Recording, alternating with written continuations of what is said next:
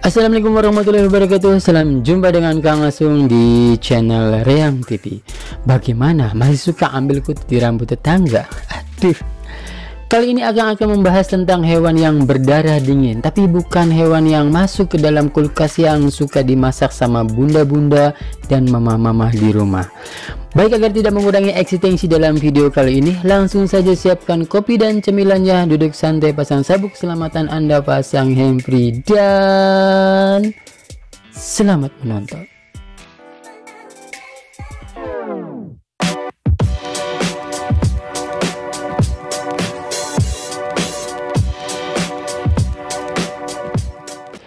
Hewan berdarah dingin seperti ular dan buaya merupakan hewan yang berdarah dingin.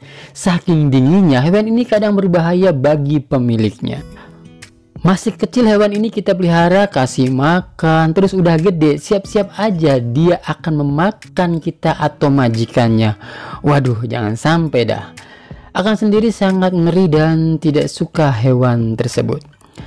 Namun bukan membahas tentang hewan atau jenis-jenisnya, namun ada satu hal yang menarik di antara hewan ini, salah satunya buaya.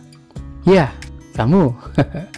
Teman-teman pasti sudah pernah mendengar istilah air mata buaya. Biasanya istilah ini sering ditujukan untuk orang yang berpura-pura sedih sampai menangis. Atau pernah mendengar kiasan air mata buaya. Kalimat ini syarat dan melekat dengan tangis palsu seseorang. Alih-alih menangis karena sedih, melainkan tangis palsu penuh kepura-puraan dengan maksud dan tujuan lain, bahkan mengarah pada kejahatan. Ungkapan air mata buaya ini berasal dari mitos kuno yang mengatakan bahwa hewan biasanya menangis saat memakan buruannya.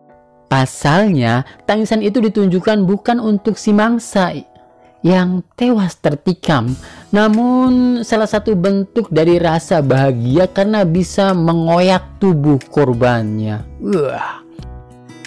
Lalu mengapa air mata buaya dijadikan kiasan untuk menggambarkan keadaan tadi? Jadi, air mata buaya bukanlah sekadar kiasan, karena faktanya kita bisa melihat buaya yang tampak menangis. Pada tahun 1357, istilah ini pernah digunakan dalam buku. Istilah ini sudah ada sejak tahun 1357 yang digunakan dalam buku The Travels of Sir John Mandeville yang ditulis oleh John Mandeville. Dalam buku ini terdapat cerita tentang seekor buaya yang berpura-pura tidak memakan daging. Namun, suatu saat buaya tersebut ditemukan membunuh seorang laki-laki. Anehnya, buaya itu terlihat mengeluarkan air mata saat memakan laki-laki itu. Air mata buaya keluar bukan karena merasa sedih. Kenyataannya, buaya memang akan tampak menangis ketika mengunyah mangsanya. Ini bukan karena ia bersedih atau menyesal karena telah melahap buruannya. Air mata itu keluar karena terjadi proses biologis dalam tubuhnya. Ketika melahap mangsanya, kelenjar air mata buaya menjadi tertekan, lalu keluarlah air mata. Air mata yang keluar itu membuat buaya terlihat seperti sedang menangis. Jadi, sejak itulah istilah air mata buaya sering digunakan hingga sekarang. Dan itulah kisah pengetahuan yang sangat membuayakan.